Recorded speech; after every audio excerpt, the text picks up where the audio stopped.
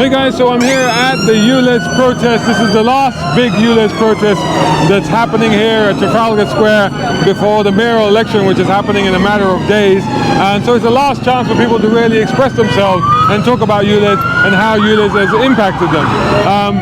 There's quite a lot of confusion because obviously there are a lot of protests happening in London at the moment, but we'll get around, we'll talk to a few people, and we'll see how people feel about the ULEZ protest and how they feel about what's going to happen on Thursday. Let's do that. Check this out. This is always great to see this thing, right?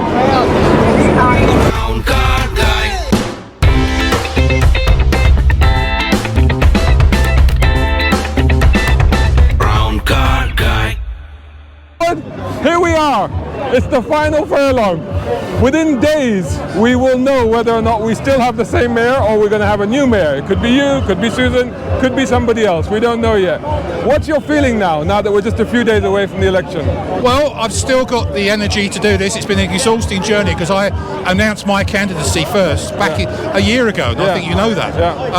Yeah, it's an interesting time this next week. I'm going to be up everywhere all across London. I'm still doing that. I'm doing a fair number of interviews. I'm disappointed that I wasn't on some of the hustings, considering Reform is the third party nationally now, and I actually, in some polls, I'm in front of Lib Dems and the Greens. But LBC, ITV and BBC decided in their wisdom that they can only have 4 on there, and the reason they gave our group and my comms team was that because I don't have representation on the current assembly, therefore they can't invite me. Go figure. What is your feeling regarding polls? Because the polls, like you said, there's some change, there's differences, there's variations. From the beginning, they've been telling us that Sadiq Khan is going to walk it. Yeah. How much do we trust the polls?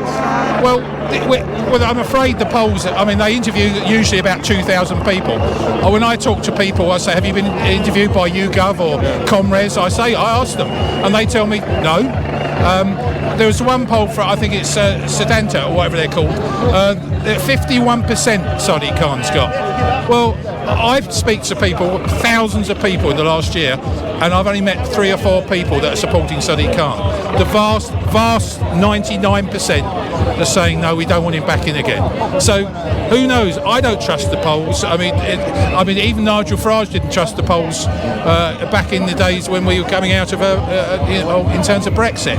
In fact, he because of a particular one of the exit polls, he said, okay, I'll give up.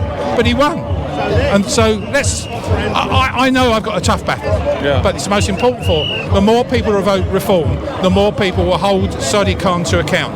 And that's the most important thing, because Susan Hall has been in opposition for the last 4 years, in fact 7 years, and she's allowed Sadiq Khan to get away with wrecking our town. So who knows what's going to happen? In answer to your question, I'm fighting right to the death. So tell me this then, like you've just mentioned there, if Sadiq Khan does win, what's the best case scenario apart from that?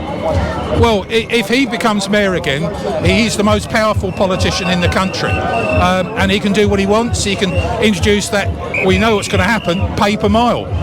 He's got cameras out there ready in place, not just for catching people in ULEZ all the way up to the M25. They're there to measure people driving around and where we actually transport ourselves, basically. And he will take more money from drivers. That's going to happen.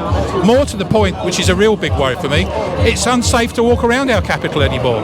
It's not. I'm not a one-trick pony. I'm fighting on the fact is we need more police on the street, real, true, visible policing. And another thing that really matters to me, because I've got a daughter who earns a decent salary driving a big 40-ton truck, about 50 grand a year, but she can't get a mortgage, and she's paying stupid money for rent. All those 3 things: affordable housing, more visible policing, and of course getting rid of ULEZ across the whole of the capital, not just Susan Hall's little Tory boroughs that she's looking after. I am fighting for everyone in this capital. Those 2 aren't. Good luck on Thursday, Howard. Thank you. It's been a great pleasure talking to you. You too. Holding that. You can hold that, yeah? I can hold that. Yeah. I can do it too. I can multitask. How's that? one of the few men who can. Yeah, absolutely. The only man that can multitask. Simon, while you're multitasking, we hear this is the final furlong. We're at the end now. It is. But the good news is, and this I can say, is that the votes are coming out in Outer London. Yeah. I've seen the postal votes and they're piling up. And that's a good turnout in Outer London. So that's positive for Susan Hall. It's got to be. So what do you reckon, how much weight should we put on the polls? Because the polls have been telling us that the current mayor is going to win again. I have a theory about the polls. They say they do Inner London and Outer London.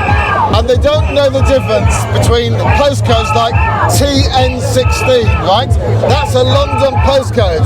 People in TN16 live in Greater London. DA1, a Dartford postcode, they live in Greater London. EN, UX, BR, CR, and then TW, all these SM, all these postcodes that are Outer London. So I think that they don't understand Outer London really. They think that SE26 is Outer London, and it is. SE26 is Outer London. So is this? I don't believe that it's the right place. Is this where the battle line is going to be drawn between Inner London and Outer London? Is that how it's going to play out? Do we think that Inner London is going to vote Khan and Outer London is going to vote differently? It's always hard to speculate, but there will be places in Inner London, because of the knife crime, because of all the other bits and pieces that Khan is doing, because of his failure on affordable housing, etc., that are going to vote Khan out. Simple as that. I mean, I was over in Barking recently, and the response there was very good. Now, that's his Outer London borough, that's part of the Inner London feel to it. They hate Khan. They hate the local council there because they're bankrupt. They know that Labour bankrupts the city, and therefore they want to do things about it. People are worried about the cost of living. That's number one according to the opinion polls on their agenda. Well, Khan has put up his council tax above the cost of living. 7 years out of 8. 7 years out of 8. Well, I mean, my council tax has gone up, and it's like, well, most of that is being taken by the GLA. What's going on there? Absolutely. So do you think people are aware of that? Do you think people go, hang on, I'm in Outer London, why is the GLA taking all my council tax? People are beginning to take notice. They are beginning to sort of wake up. And I think that they are waking up, and I believe that they're coming. We've seen that the opinion polls are narrowing the gap. Susan Hall, even on their sort of what I call warped opinion polls, where they don't understand Outer London, even on those, Susan Hall's are getting more and more votes. But what's more important is if you look at the demographics in it, the age breakdown, she leads 45 plus age group, which has got to bode well. We just need to get that a bit lower and get a few youngsters out. You know, if you're a youngster, why would you vote for Khan? Let's face it, he's decimated the nightlife in this city. What happens to the young people that want to go out and have a good time? Well, you can't under Khan, simple as that. And that's the message. You can't under Khan, you can under Susan. Okay, so we know what you think the best case scenario is. What is the best worst case scenario? I don't know if there's a worst case scenario. Everything other than the best case scenario is a worst case scenario. Let's face it, nobody wants another 4 years of this man. He's absolutely useless. If you want to compound what you've already done, let's not do that. Let's make sure we get out and get Khan out. Simple as that. If you hear the message, get Khan out.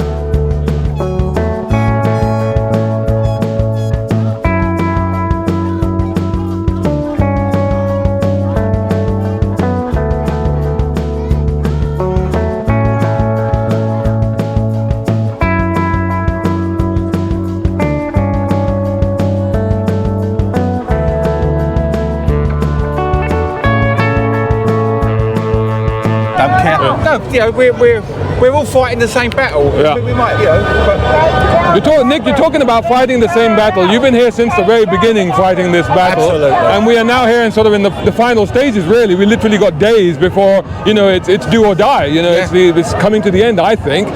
What's your feeling at this stage? I don't think it's coming to the end. Right. I think it's coming to the end as far as these sort of protests are concerned.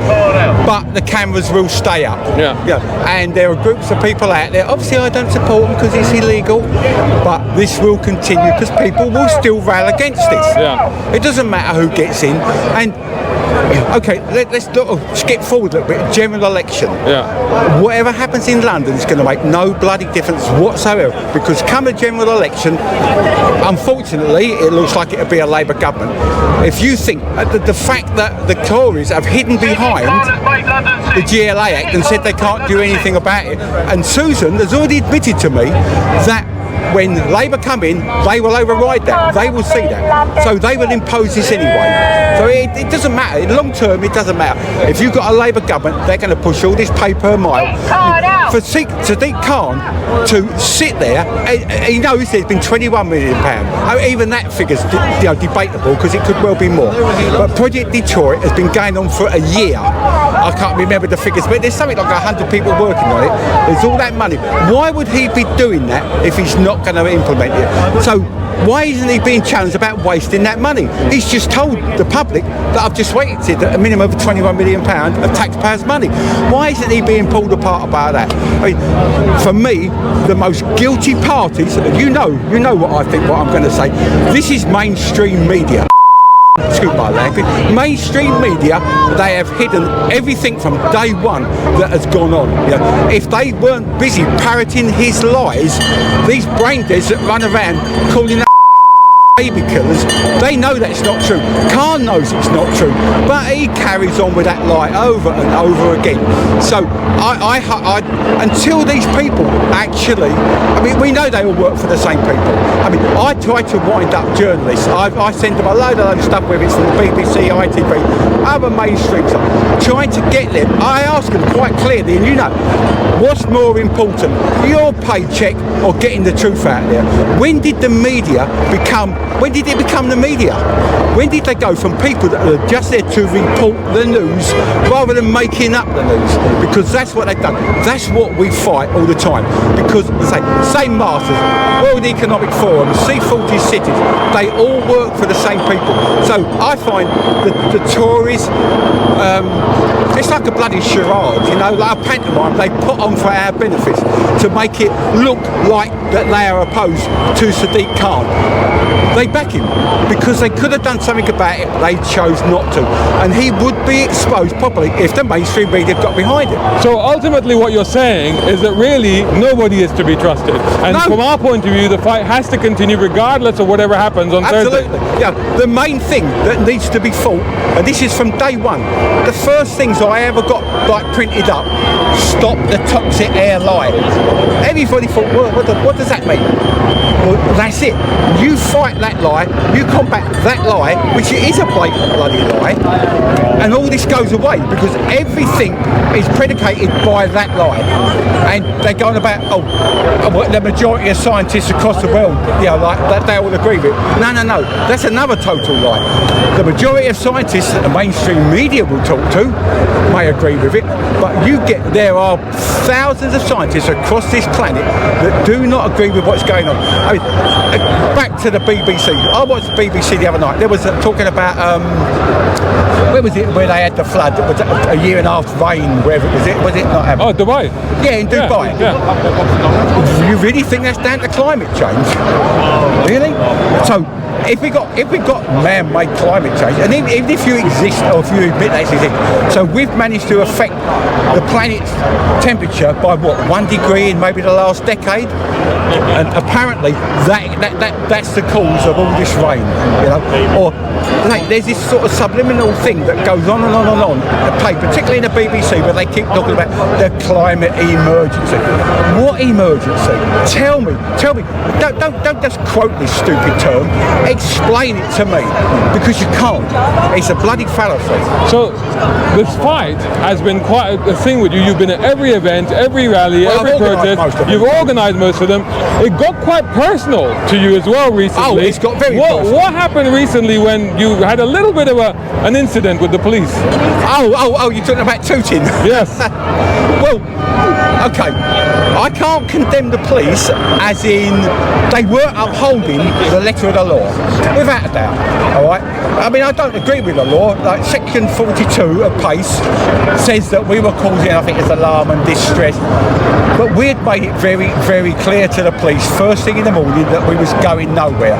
We weren't outside his front door. We was never going to. I don't believe in intimidating people. You know, he might want to bully the people of London, but I don't. So, yeah, we were never going to. We'd made that very, very, very clear to them. And then they talked about moving us. And if you saw the way I got arrested, you know, I mean, I was just standing there filming. And I was singled out. Oh, I wonder why that is. You know, and dragged away. So we had 8 hours in police custody. For what? For what? And so today, I've just been talking to some police down there about. I've been talking to the police down there. They haven't noticed how strange. They haven't noticed that all the way. You're a Muslim, all right? I mean, what do you think about this shit about from the rivers to the sea, all over the place? I'm not commenting on this at all. How do we get on as people when you've got that thing? I mean, I won't give my opinion. The reality is that we all have to get on. You know, we all have to.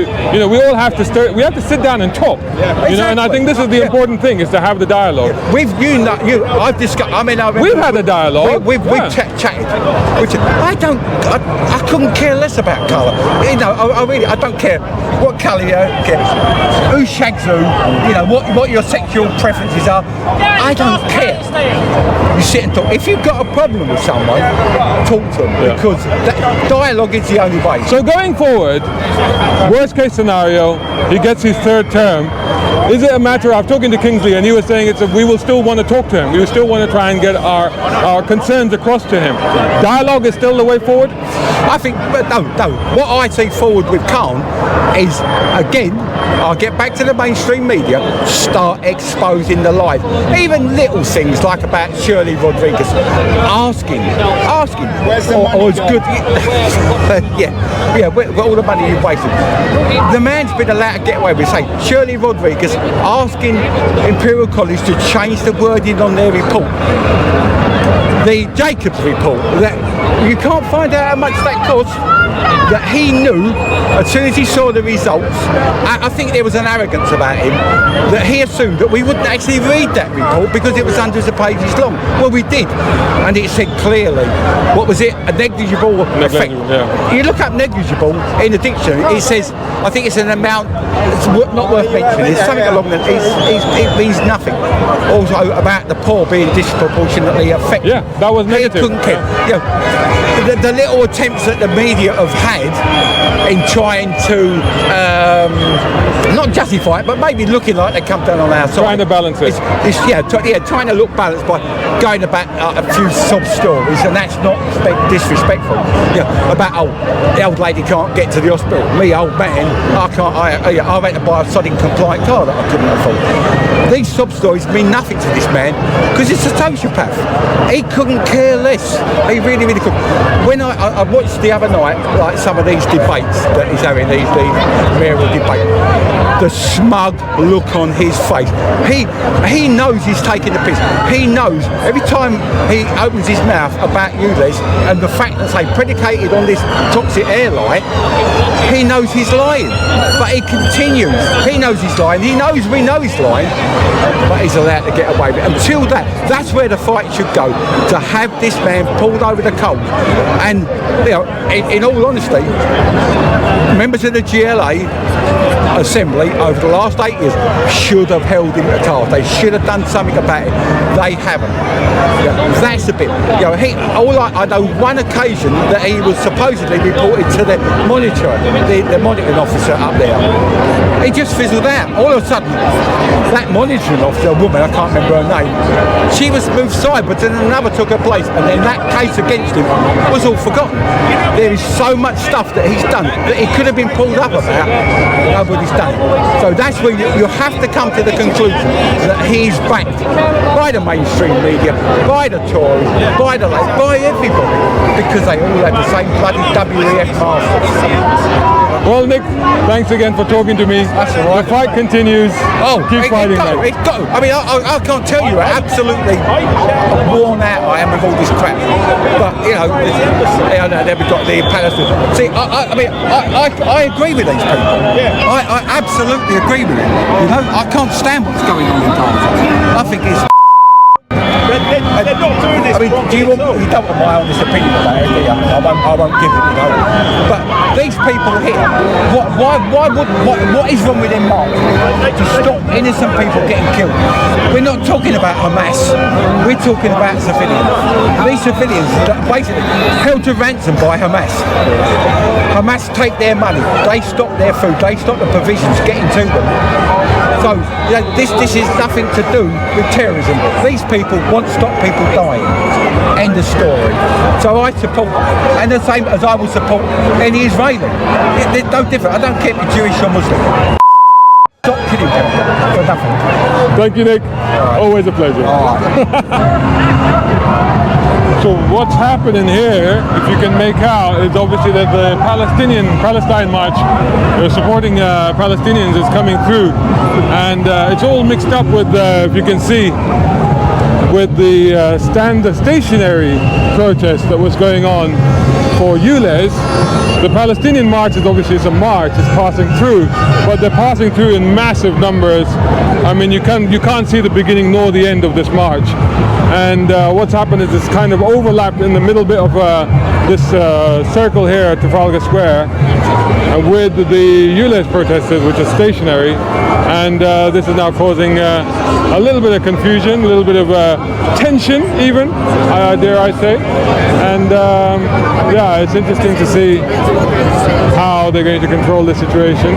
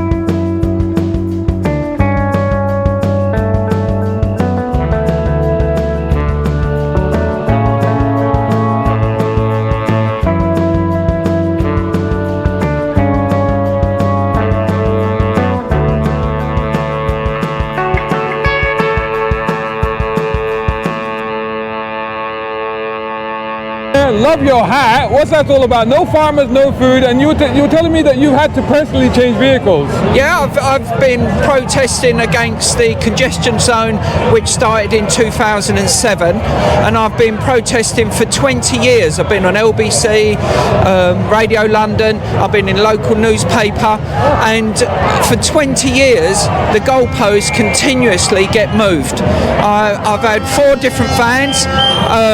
Each time I've then had to go and buy a new one to keep up with it. Last month I was charged £187.50 ULEZ charges just to go to work. Wow. See, how badly does that affect your business when you have to pay that chunk of money? well, what I've had to say to everyone is that you're all going to have to pay, because I have about 4 customers a day. They all pay £3 each extra, and I pay the extra £3 every single day. So their bills have gone up.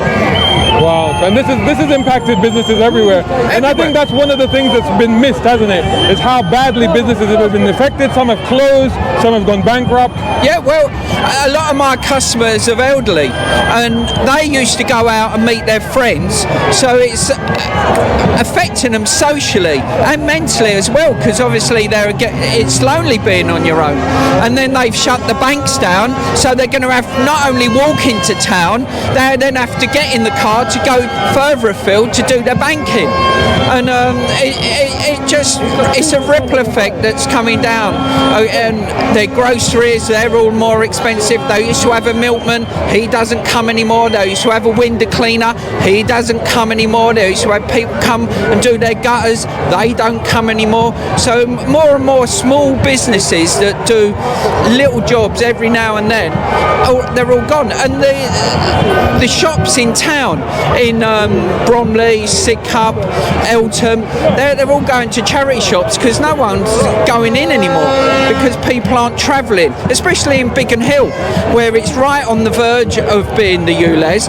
People are going to Westerham and having their lunches. They're not coming into Biggin Hill, so the people in Biggin Hill, they're not getting any trade come through the door anymore. It's taking an effect right the way through from top to bottom. So entire city centres, entire shopping districts are being affected by this. Yeah, I mean, you can't expect people just to pay £12.50 to pop down and get them in. One customer, for example, said it cost you an extra £12.50 to go and get a pavlova because her friends were coming to visit and she had forgotten it. She popped out £12.50 on a pavlova. What are you hoping for on Thursday?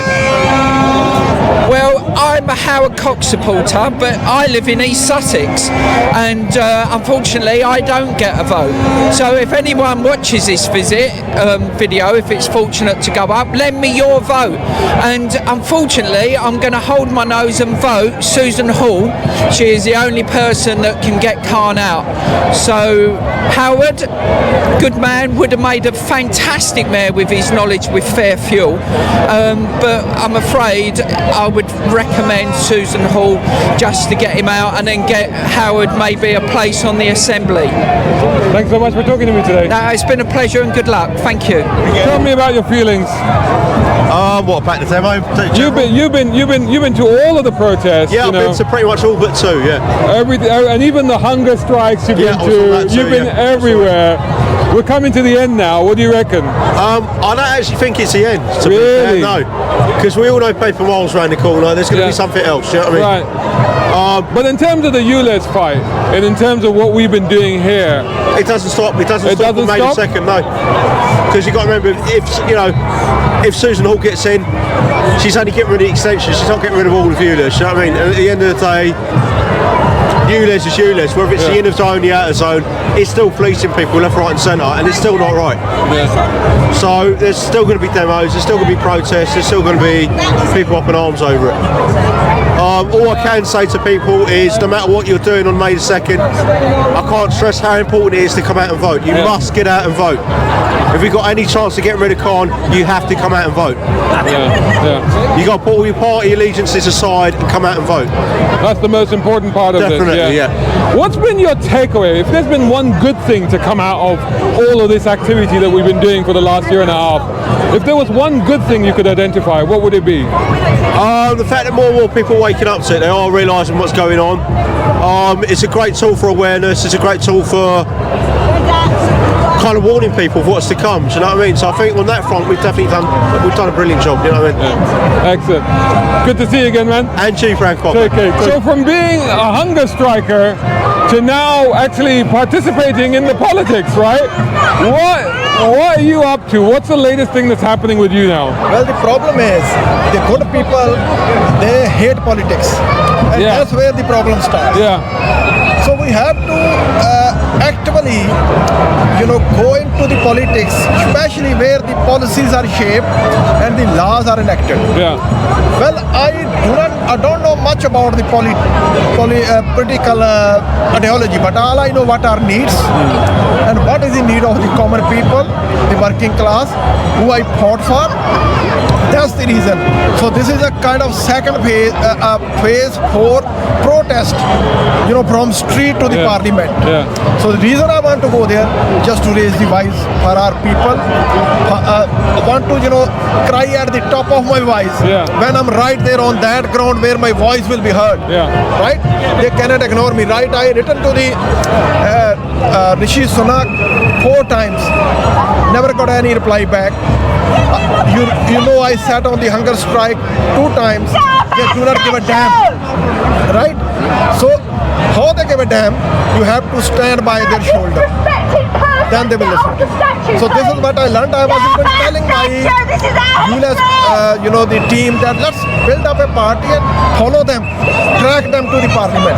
So because there was no such arrangement, that's the reason I think the reform, what the reform is in policy it's presenting, that really appeals to me. That's the reason I joined the reform, and I'm fighting on. So where are you standing? It's Fawthrop and Heston, the constituency, and that's where I'm standing from. We have a good Asian population there. And what's been the reaction of your friends and family? Well, they're a bit shocked. I'm a bit shocked too, because I never thought about it. But it is, you sometimes you never know what's going to happen tomorrow.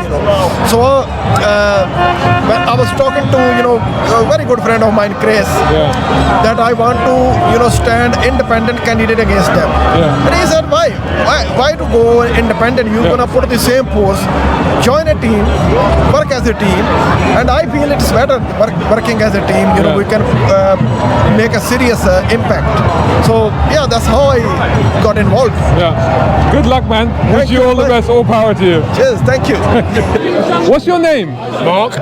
Mark, this is an amazing get-up. Tell us why you're dressed the way you're dressed, and what this is all about. Well, because it was St George's Day on Tuesday, which we celebrated. A lot of people, even plenty of English people, was coming up to us and saying, "What's this all about?" And I'm saying, "It's St George's Day." Yeah, what does that mean? So I thought, right, well, we're going to have the last procession today before the mayoral elections. I thought, right, well, let's spread the word a bit more. Be patriotic as well as get the ULEZ out. That's what I thought. So what would St George have thought of ULEZ? He would have slayed Khan straight away. He wouldn't get a chance. This is about freedom of travel, freedom of liberty of travel. That would have been the take on it, would it? Yeah, it's just historically, it's just having your own freedom to do what you want, go where you want, drive where you want, not being told that you've got to stand in a line. We've done that at school dinners. We've done all that, and then you was given a chance to sort of spread your wings. Now they want to clip everything. They want to knock the English out of English people. So I mean, this is amazing. You got the flag as well up there. you got the shield, and you've been walking around. Like, what's been the reaction? How have people reacted to loving it? Loving it, absolutely loving it. Everyone realises who St. or here they do realise who St George is, and they're loving it themselves. Best costume today. Best costume today, and you're competing against dinosaurs, so that's saying something, right? Yeah, I think St George will win today, being St George week. Well done, sir. No worries, mate. Thank you. Thanks. Brilliant. Well, you know, sometimes you drive a car, and other times, you know, you have people like Khan comes in, doesn't like to see you smile. He's an asshole. No, assholes are much better. Tell me this: do you drive a car, or do you make love to a car? I make love in a car. Some of the women I've been with all like cars. Look at that car over there. Look at that. So cars are sexy. Cars are liberty. Cars are important to us. Of course. It's the blood vessel, isn't it, of industry, getting things from A to B, and shipping companies. You know, if you want to stifle that, prices go up. People are struggling as it is. You know, it's an unfair situation because of somebody's ego. I'm not going to say any names, can't. You need to get that scene too, I think. Yeah. What's your real name? No, my name is Roy Jackson. Roy Jackson, and you are? My name is Warren Elias. We play in a band together. You guys are together in a band? In a band, yeah. Dr. Elias and the Soul Surgeons. Wow. And you can see us on social media. And we play in a place in Catford. We have a residency there every last Friday of the month. Free entry. So why did you come here today? What was the ULEZ thing? Is it something that you feel strongly about? Of course, it's definitely because transportation, taking equipment, connecting people. We need to take our gear about. Not ride a bicycle, carrying a speaker. This is an important thing, because I spoke to a band I think a year ago, and they were telling me the same thing. Yes. That it was affecting their businesses. They couldn't do gigs in London anymore. Listen, it's very important. It's very important. I came here in 1976. There was Gulliver's, nightclubs. I met Eddie Grant. We did many shows. And really, how much people can drink alcohol and talk a lot of rubbish? The world's problems is music, and sports is very important. Once the system demoralizes you, then they capture you. Yeah. And this is what happened. Yeah. So what are you hoping for on Thursday? What do you hope is going to happen? Well, I hope everything will come back to square one. We have to get Khan out, and all this pollution lies. We live in a world of lies. Yeah. I mean, it's a great thing that you're looking after pollution, because on the ground there are lots of people that are of course. If you're going to attack it in a way of like a bull in a china shop, it affects the average working person or businessman or businesswoman that wants to just get their business going. It's too violent in a way that it's been presented to the public, especially at the time when things are hard. And you've got the war in Ukraine, and then all the money is going to them. So our little money that we're already struggling with to keep the economy going, it's like they're squeezing us and expecting us to roll over, to show our bellies all the time. Enough's enough. And how far do you go when after ULEZ it'll be something else? Like they said, they were talking about the mileage, paper mile, and what else after that? Yeah. One day I might be able to fart in peace without anyone asking me for any cash. Thank you. And also, it's all a con. We get a valid MOT. My cars, the wheels have to turn, and it's very important getting A to B, to satisfying customers or any event going on to get on time. So we had to make our vehicles safe. They're talking, it passes MOT test, insurance, everything is. And then you have to pay. And then you have to pay another £12.50. I know, you're quite right. It's great to meet you guys. I can't let you go without a quick song. Give me. I'll give you the mic so you can do that for me. Go on, Roy.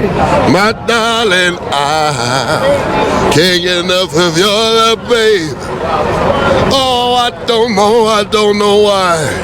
Can't get enough of your love, babe. Oh, awesome! Awesome! Thank you so much.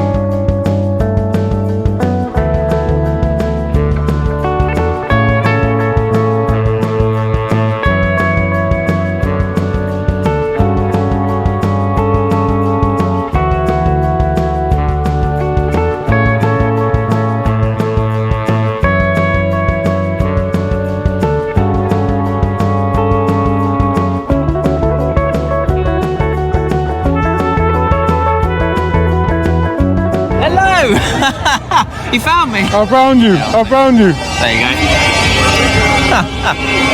Oh my God, so here we are. 5 more days. You think so? Oh yeah, 5 days. We go to the polls, we get Khan out, we get Hall in, we save London. I mean, this has been going on for over a year now. Over a year. And it's just got more and more passionate about getting rid of Sadiq Khan, and we're going to do it. There's so much belief here that we can do this. All the while this has been happening, the polls have been consistently telling us that he's way, way ahead. Well, you say that. The poll came out the other day, it was closer than it's ever been, and they even admitted that the earlier polls were probably wrong because they were getting people's Westminster intention, not the Mayor of London. So the closer and closer we get to polling day, the closer and closer the polls get. I saw one the other day that put Susan 4.3% behind. That's it. 4.3. So we can do this. We can absolutely do this. So what needs to happen to push that over the line, to make sure that that happens? I mean, I know that we've had a lot of voter apathy in the past. Yep. We need to get people out. 40%, roughly 40% of people vote in the London elections. What we've got to do is a very clear message.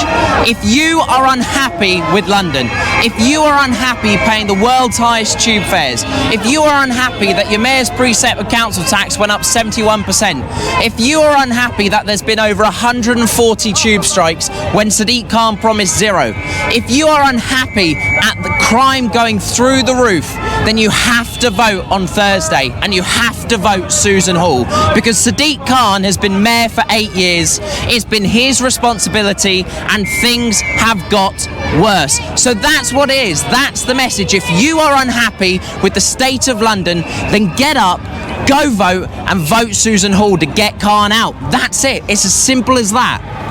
You've been involved in this process pretty much since the beginning. Yep. You're one of the first people to pull him up at question time and talk about... I still get asked about that now. You became famous overnight because of that. But a lot of stuff has happened in this year and a bit since we've been protesting and we're talking about ULEZ. Yep. Even regardless of what happens on Thursday, if there was one positive takeaway from all of this, what do you think that would be? It's shown the power of people coming together, right? A year ago, we started protesting about the ULEZ expansion. A consultation showed 66% of people didn't want it. Sadiq Khan didn't listen. 5 boroughs, Harrow included, took him to court. We fought our hardest, but we lost. We have been coming out every single weekend, all over London, protesting against the ULEZ expansion. Thousands upon thousands of Londoners have come together saying that they're fed up with this. The polls are getting closer and closer, and people are realising that it is Sadiq Khan's responsibility to improve London, and he isn't. So the benefit that's come out of this year is we have come together and shown that the people hold the power. It's people power. I said it at that people's question time. I said it very clearly in my question. When are you going to start listening to the people? And Sadiq Khan has never listened to the public. He's never listened to Londoners. He is a rude, misogynistic mayor, and we have got to get him out on Thursday. 5 days left of this carnage, and then we can change London. You know, people power has been demonstrated because it's been demonstrated in Wales, hasn't it? People and dinosaur power as well, because we've got the dinosaurs out with us as well. Well, we've got St George as well. No, you're completely right. In Wales, Labour-run Wales brought in the 20-mile-an-hour zones, and what have they done this week? They backtracked. Now they're going back to 30 mile an hour. So that demonstrates the power of the people. We can force change, and we are going to force change on Thursday. It's going to be an earthquake. We are going to show London that Sadiq Khan cannot take us for fools anymore. What if, worst case scenario, what if he does get in? What, 4 more years of carnage? What if he does get in? Where do we go from there? Well, what we've got to do is everyone here, we've got to look at the turnout, right? Because 40% of people vote in the London elections. It's one of the lowest of all the elections. That means 60% of people didn't have their say, but suffer the consequences. So what we've got to do, every single person here, every single person watching this, has to speak to those friends, family, neighbours, people that they know in London, and tell them, get up and go vote. Because otherwise you suffer the consequences. We saw it in the consultation. 66% of people didn't want the expansion. Sadiq Khan did it anyway. 40% of people will vote on Thursday. We have to boost that number up. If everyone has their say, we will get Khan out. We have got to get people voting at this election, because otherwise, if you stay at home and you don't vote, you still suffer the consequences of that mayor. What about people that get swayed by stuff that they see on the internet? So you, for example, put up a tweet the other day where you had a bunch of cars and they had the notice about yes! But then you got taken to task on Twitter by a lot of people that said that you were lying. Well, Sadiq Khan... Every side accused the other side of lying, right? Yeah. Sadiq Khan said he had no plans to expand the ultra-low emission zone to outer London. He expanded it to outer London. He said in his book he's run a consultation, he's hired staff, and he's spent £24 million preparing for road user charging pay per mile. And now, because there's an election, he says he's not going to do it. What I'm asking you is, do you trust him? Do you trust him after he lied about expanding the ULEZ? Do you trust him when he now says he won't bring in pay per mile? Because what that means is we never had to expand the ULEZ. We never had to bring in all of these charges. Because if he was always going to do pay per mile, then people didn't have to fork out money to change their cars, didn't have to pay the fines that he's been doing. It's £52 million every 2 months he brings in. So Sadiq Khan is planning pay per mile. He'll tell you he isn't during the election, and guess what? On May the 3rd, he'll say he's changed his mind. You have a choice on Thursday. You can bin his pay per mile plans and you can vote Susan Hall, because she will scrap the ULEZ expansion on day one and cancel Sadiq Khan's plans for pay per mile. Otherwise, don't say I didn't warn you. Smell the coffee, get out and vote, and get Khan out. Because this is the other problem, that if he does get in, he will see that as a validation. He will see that as basically he's been given carte blanche to do whatever he wants in terms of ULEZ, expanding ULEZ, bringing pay per mile, and worse draconian measures. Sadiq Khan is known for not sticking to his word. He is known for saying one thing and then changing his mind. He is known for doing whatever he can to get what he wants. He misled Londoners about the benefits of the ULEZ expansion. He said that 4,000 Londoners were dying every single year from toxic air, but could he produce the names? No. And guess what we found out? That was based on computer simulations, not real lives. Sadiq Khan has lied from day one, and he now says he isn't planning to bring in pay per mile. I don't trust him. Londoners don't trust him, so do not give him that chance on Thursday. He's written about it in his book. He's gone on radio shows and podcasts saying he wants to bring it in. He spent £24 million of our taxpayers' money preparing for it. He's employed staff on it. He's run the consultation on it. Did you know? Because many Londoners didn't. He is planning pay per mile. So wake up, smell the coffee, get out on Thursday and get Khan out, because otherwise every single Londoner will pay for every mile that they drive, no matter what. Whether you're popping to the hospital to take family members for care, whether you're popping to the kids to the schools, whether you're doing the food run, whether you are going out and about your normal day lives. It's a freedom to have a car in this city, but Sadiq Khan wants to tax you for it. Why? Because he's financially incompetent, he's bankrupt London, and we have to get him out. So vote Susan Hall, get Khan out, bin pay per mile. That's the message. And finally, Matthew, you are an amazing orator. You are an amazing speaker. You have an incredible personality. You really do. What's next for you? Because we want to see you on a bigger stage. Listen, come on. What's next for me is 3 words. Get Khan out! Get Khan out! Get Khan out! Get Khan out! That's all I want. I want to get Khan out and show him what's really true. Londoners, we hold the power, we hold the voice. It's our choice on Thursday. We're going to get Khan out, and then we can help him pack his bags. Get Khan out! Get Khan out! Get Khan out! Get Khan out! Get Khan out! Hey, are you liking this video? Then make sure that you hit the like button. That's really important. Also, tell everybody. So this is it. That was it. That was the last protest in Trafalgar Square. Gosh, how many of these have I done in Trafalgar Square? Over a year and a half since I've been covering this. That was the last one before the mayoral election, which is what is it today? Saturday, Sunday, Monday, Tuesday, Wednesday, Thursday, 5 days away. Probably by next weekend we will know the result of what's been happening and what will happen in the election. So the reality is that I can't tell you how to vote. I'm not going to tell you who to vote for. I'm not going to tell you who I'm going to vote for. I could probably tell you who not to vote for, but I think the crowd is doing a pretty good job of that. But the reality of it is make or break. This is it, you know. It all depends on Thursday and the mayoral by-elections, because ultimately I do feel very strongly that if he does get in on a third term, then that's a complete validation.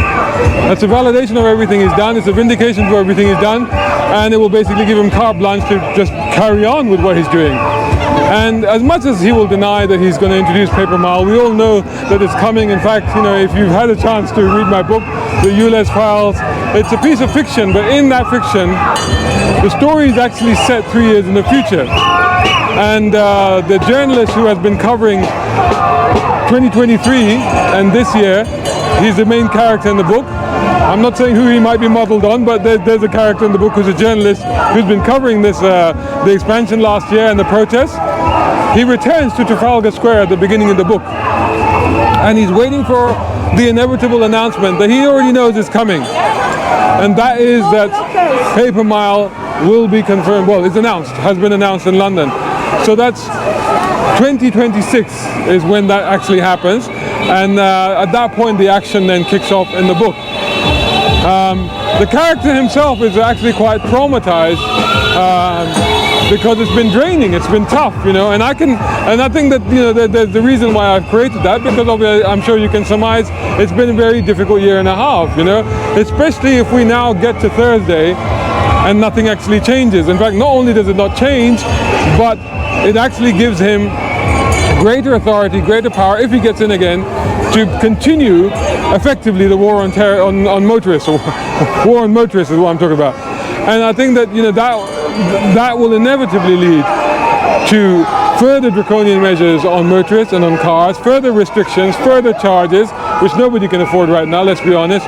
But also paper mile form of road charging is almost inevitable, so that will come in. And I think that the fact is that with him there, and with another almost inevitability is a Labour government, I think what we will then see is that the Labour government, even though, in fact, Angela Rayner, I think, did say a year ago or so that she would want to see ULEZ expanded to other major cities in the UK, they kind of backtracked on that, but you can easily see that coming straight back as soon as they're in power. So I think that there's an inevitability about all of this, and if it literally is crunch time on Thursday. So particularly from an automotive point of view, from motorists, from cars, and that's the only reason I got into all of this, was because I'm about cars, I'm about motorists, I'm about car guys and car fans and car people. And I think that what I can foresee is not really going to be conducive for us to be enjoying the things that we love most, which is driving in cars. So that's a big call to action for everybody out there who is a petrol head or a car person. You need to be making sure, even if you cannot vote on Thursday, but if you know anybody who can vote, then you need to be telling them what your viewpoint is and what you think they should be doing. For myself, I think this is it, you know. I think I've gone about as far as I can go with my coverage of ULEZ, as far as I can see, specifically ULEZ I'm talking about, because like I said, I think it's make or break on Thursday, that whatever the decision is, it will either get rid of ULEZ, and if the opposing candidate comes in, the ULEZ will be wound back to where it was, and hopefully that will help to not completely stop the war on motorists, but I think that will slow it down and stave it off, and that will be a good thing. But if we have things continue as they are, then there's an inevitability about it. From my point of view, I think this is it. I think done. I don't think I'll come to any more of these. I don't know if there are going to be any more of these, but you know, I'll still be covering all aspects of the war on motorists, but this is it for ULEZ, guys. So good luck to all of us out there. Good luck, and live long and prosper. Shout out time, guys. Thank you so much. Hey, if you enjoy my content, why not get involved? Buy me a coffee. You can do that at either of these links. Or if you're watching on YouTube, buy me a thanks or take out a membership. It all helps. It really does. Check this out, guys. It's my book. It's my first novel, and it's written for car fans like you. It's a fun political action thriller. It's full of cool cars and spectacular action. Get your copy now at Amazon.com.